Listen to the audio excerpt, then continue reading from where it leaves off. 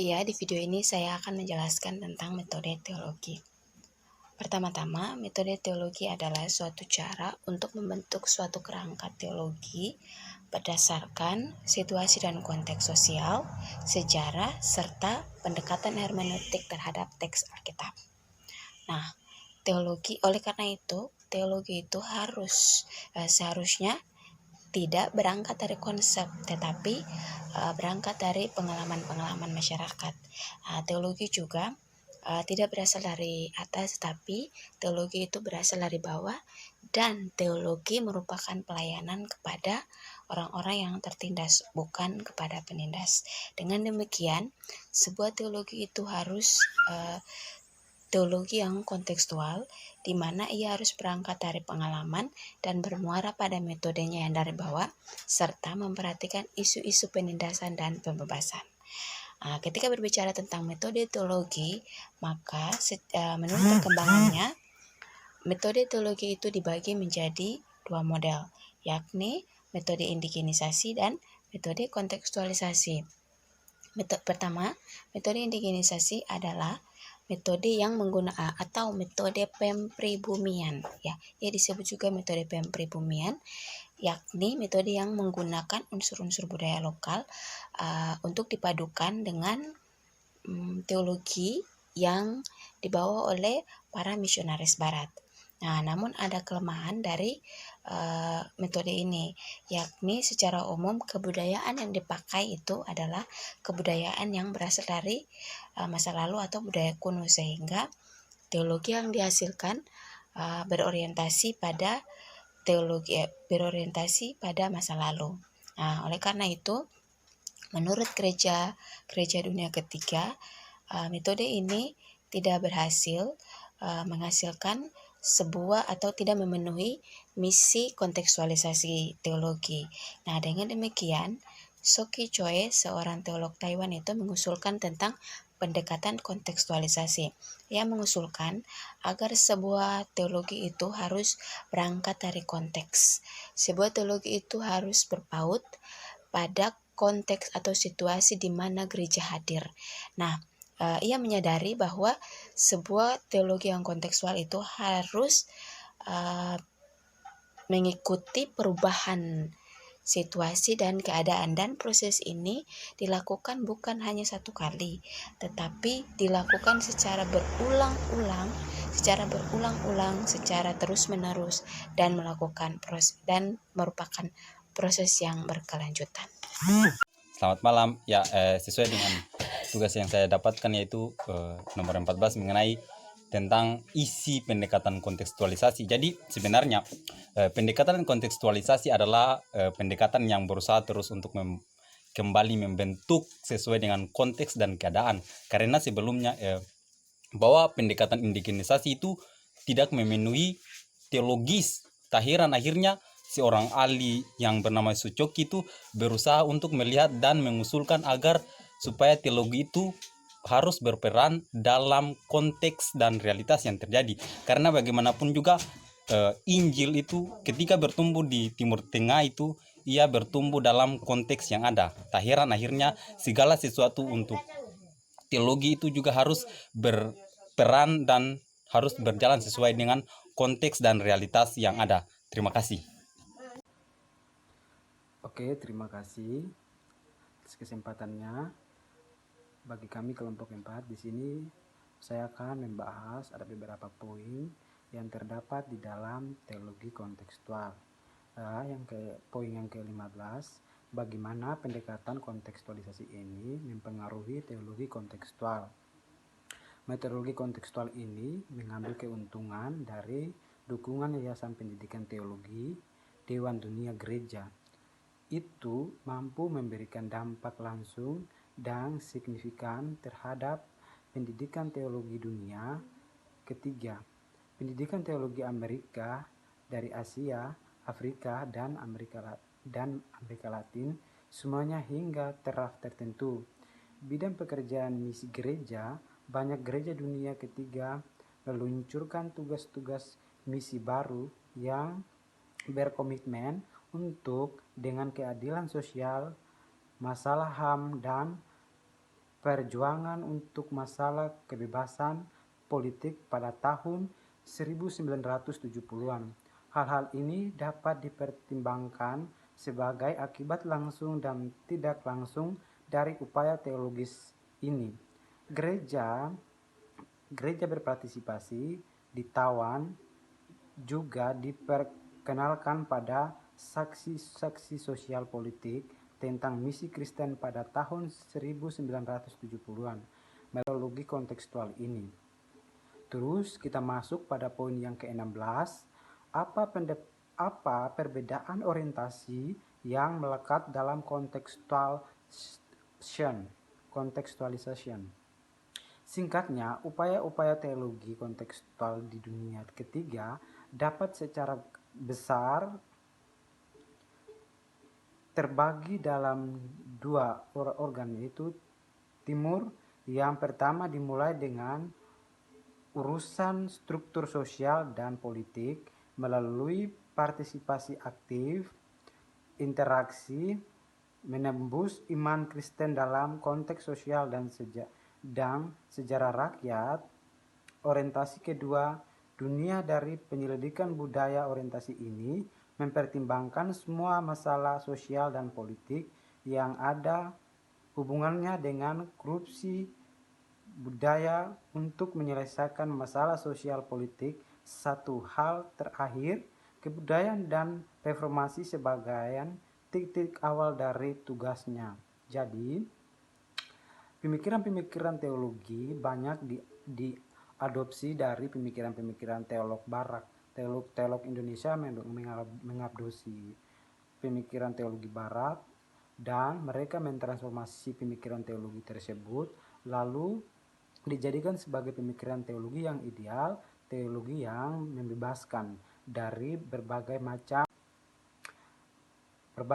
masalah tawanan, masalah sosial, masalah politik, dan masalah kekerasan. Teologi-teologi itu menjadi sebuah transformasi bagi para teolog Indonesia.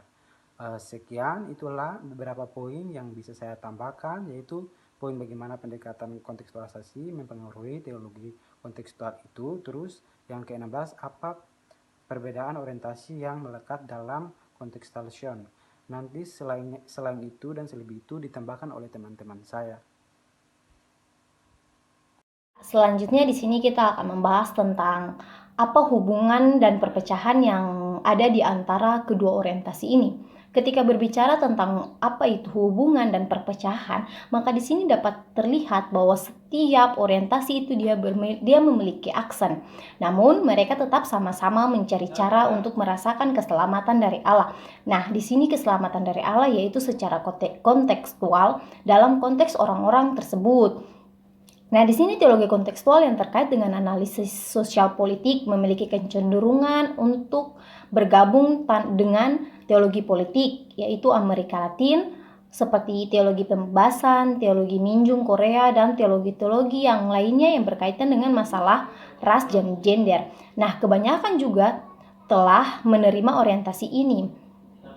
Selain itu, di sisi lain, orientasi budaya dan teologi kontekstual di sini sedang berusaha untuk menembus penyebab korupsi sosial politik yang terjadi. Nah, di sini juga dipercaya bahwa melalui pembaruan budaya ini, nilai-nilai kemanusiaan serta mentalitas dan juga kerohanian akan dibentuk kembali oleh skenario masyarakat dan politik juga ini akan diubah.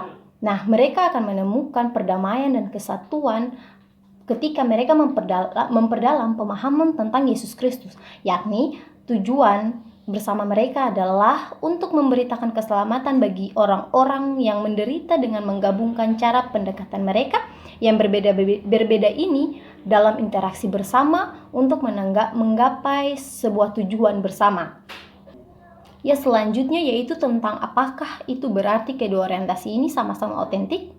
Nah, di sini dapat terlihat bahwa teologi berdasarkan pengalaman sosiopolitik dari suatu konteks tertentu secara langsung dan tegas memperlihatkan suatu dinamika teologis menuju tujuan yang konkret dan objek pembebasan serta penebusan. Nah, di sini juga akan terlihat bahwa akan tetapi karena situasi yang terjadi ini dan pengalaman tetap terus berubah. Nah, di sini dengan cepat akan berubah-ubah, dan karenanya ideologi semacam ini akan mendapatkan suatu kerumitan politik dan sosial serta ketegangan. Energi itu juga dapat membuat para teolog-teolog sendiri kewalahan dengan hal itu. Nah, maka para teolog kewalahan, maka hal itu membuat mereka kekurangan tenaga untuk menganalisis tentang masalah-masalah sosiopolitik yang terjadi pada konteks tersebut, sehingga sering mengakibatkan teologi mereka berpusat pada fenomena yang namanya fenomena penindasan yang dangkal dan kekurangannya pemahaman teologi. Yang berikut masih dengan materi apakah itu berarti kedua orientasi sama-sama otentik? Teologi orientasi budaya dalam bentuknya yang luar tidak tampak begitu kuat. Terkadang menimbulkan kesulitan dalam tindakan yang lambat itu tidak dapat menyelamatkan pada situasi yang penting. Akan tetapi, pada tahap ini ditargetkan akar penyebab dari penyakit sosial sehingga memberikan pemahaman yang komprehensif dan lebih dalam untuk pengembangan teologis. Sementara itu, pendekatan ini membutuhkan kesadaran budaya yang menuntut kompetensi untuk analisis budaya sejarah dan kritik sosial yang mendalam. Oleh karena memiliki kedaya yang kuat dan keprihatinan terhadap relevansi kontekstual sejarah, tradisi, dan teologis. Selanjutnya, materi mengenai bagaimana kita dapat mengevaluasi metode kontekstualisasi saat ini. Teologi kontekstual telah memberikan kontribusi yang signifikan kepada Gereja Dunia Ketiga bagi saksi sosiopolitik dalam melakukan misi Kristen dalam konteks mereka, namun itu masih memberikan tantangan mengenai bagaimana mendorong untuk melakukan teologi dengan sumber budaya lokal.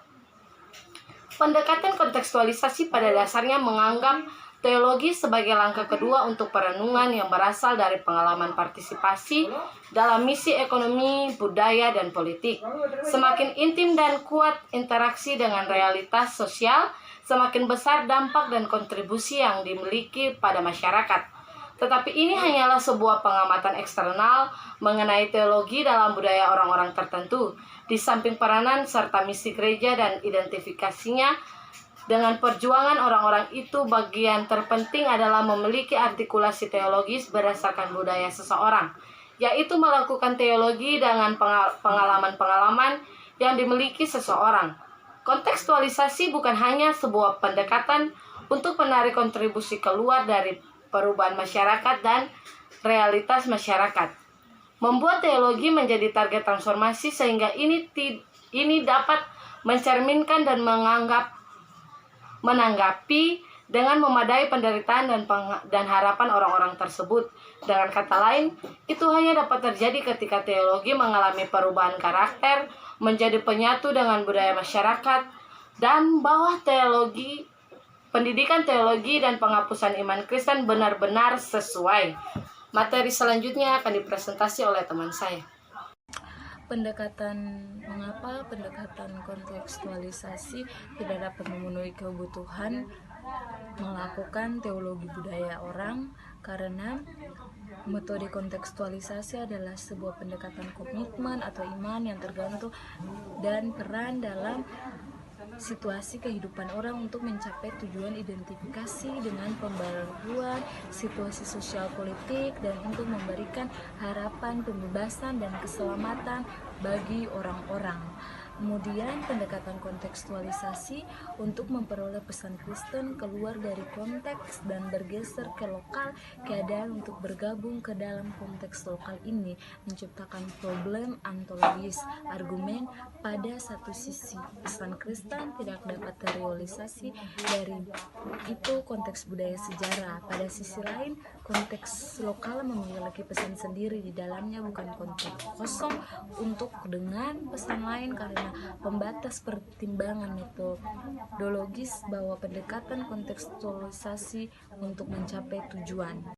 Ya teman-teman, lalu apa saja metode selain seni kontekstual yang relevan? Jadi teman-teman, untuk melakukan teologi kontekstual ada sedikit selama tahun-tahun terakhir banyak upaya yang dilakukan di Asia mengembangkan metode untuk mencari petunjuk penggunaan sumber budaya untuk membangun teologi baru. Jadi teman-teman, apa isi metode bercerita? Jadi metode bercerita ini diusulkan oleh Dr. C.E. Song isi metode yang mendalam dalam kreatif yang tidak hanya menekankan cerita-cerita yang digunakan sebagai sumber teologis, tetapi juga menunjukkan bahwa perkembangan metode teologis tidak perlu mengikuti cara barat dibatasi oleh kesimpulan logika, melainkan pendekatan intuitif dalam bercerita yang akrab bagi masyarakat Asia dapat dianggap sebagai salah satu pendekatan untuk metode teologi. Terima kasih. Yang poin selanjutnya yaitu poin ke-23, apa periode pengakuan kembali.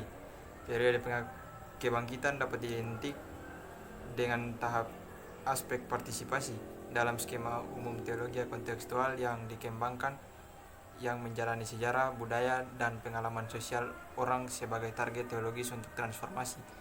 Periode tradisi pengakuan kembali dengan demikian sesuai dengan tahap rekonstruksi Krista setelah pengakuan 3 pertanyaan yang mengandung implikasi politik, menjalani propagasi yang intens dan mengatasi tantangan dan penganiayaan dogmatik. Pengakuan ini secara komprehensif mencerminkan keimanan kontemporer, dan itu adalah sumber daya teologis yang tidak dapat dihindari untuk refleksi, analisis, dan kritik terhadap iman dan isi iman.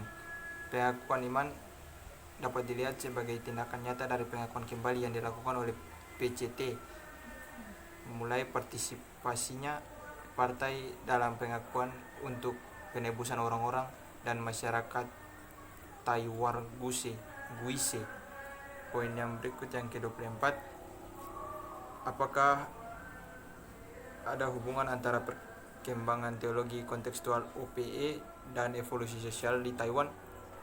Mereka berkolerasi satu sama lain dalam WA interaktif dan pemikiran teologis, dikondisikan oleh karakter dan situasi serta membuat dampak pada masyarakat. Itu mempercepat perubahan kita dan reformasi. Demikian video saya. Yang berikut adalah apa isi metode pengakuan. Isinya adalah pengakuan iman. Pengakuan iman sebagai bagian dari agama pastilah merupakan suatu perenungan dan profesi yang mendalam. Itu adalah suatu wahyu yang bersifat radikal dan pengungkapan kepribadian yang mutlak dan holistik dari teologi yang percaya hal itu sebagai suatu pengakuan iman.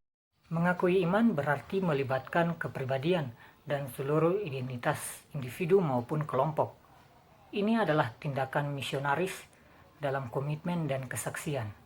Juga tindakan yang tidak tegas untuk membela dan membentuk kegiatan iman dan iman seseorang. Di dalamnya terdapat suatu konstruksi teologis melalui pertimbangan rohani yang mendalam. Dalam pembahasan ini saya akan menyampaikan beberapa poin-poin pentingnya saja yang terdapat dalam pembahasan yang saya bahas. Ya, kita lihat bahwa dalam pembahasan ini berbicara mengenai identitas, bahwa orang Kristen memiliki identitas yang berasal dari etnis, budaya, dan politik.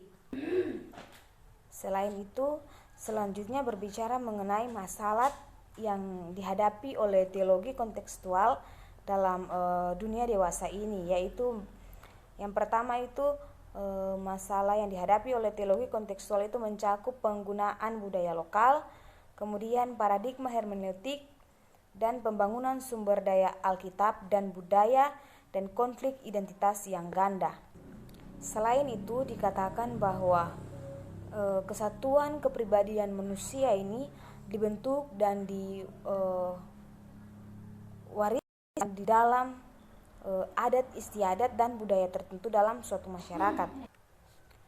Selanjutnya dalam pembahasan ini juga membahas mengenai pengakuan dosa, bahwa pengakuan dosa hanya bisa dicapai dengan penyatuan, bahwa dapat dikatakan dengan kata lain bahwa tidak peduli bagaimanapun rumit memecahkan garis miring yang dimiliki oleh konfesor untuk membuktikan tahap pengakuan, penyelidikan sosial serta penyelidikan budaya dan penafsiran karya yang berusaha membentuk identitas dilakukan melalui proses integrasi yang harmonis, harus didialogkan secara internal.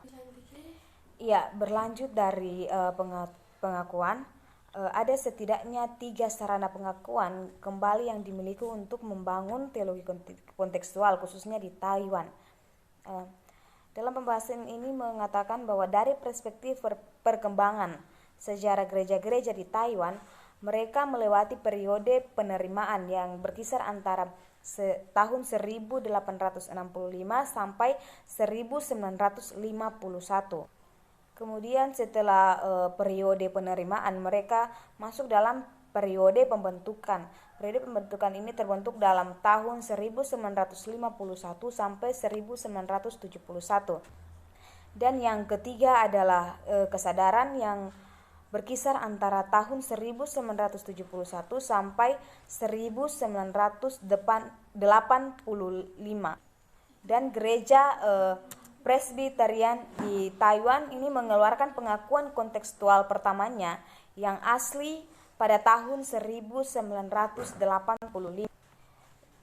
Jadi pengakuan iman ini mengidentifikasikan datangnya era baru bagi gereja untuk menyatakan kepercayaan dan otonomi gereja dalam mencari identitas lokal mereka melalui perenungan iman dan melakukan misi kenabian. Kemudian selain itu tindakan pengakuan pengakuan ini terhadap gereja telah menyediakan kerangka referensi yang signifikan untuk rekonstruksi teologi yang ada di Taiwan sendiri. Ya, jadi dalam pembahasan ini juga mengatakan bahwa dari pengamatan terhadap sejarah Taiwan selama 3 hingga 4 abad terakhir ini, mereka mengatakan bahwa Taiwan ini dijajah oleh berbagai penguasa asing. Jadi masalahnya bagaimana mereka harus berjuang untuk mendapatkan identitas yang terpisah dan perjuangan untuk mengidentifikasikan krisis identitas yang terjadi dalam masyarakat di kala itu. Kemudian dalam mengatasi masalah krisis identitas itu dikatakan bahwa solusi dari krisis identitas ini tidak tergantung pada upaya politik saja, tetapi juga harus dibandingi dengan kerjasama dari aspek sosial dan aspek agama. Jika misi Kristen memiliki sesuatu yang membantu membentukkan identitas bagi rakyat Taiwan, hal ini harus dihadapi dan berusaha untuk memecahkan bagaimana masalah identitas ini yang berhubungan dengan kehidupan dan perjuangan mati rakyat Taiwan ini harus bisa diatasi.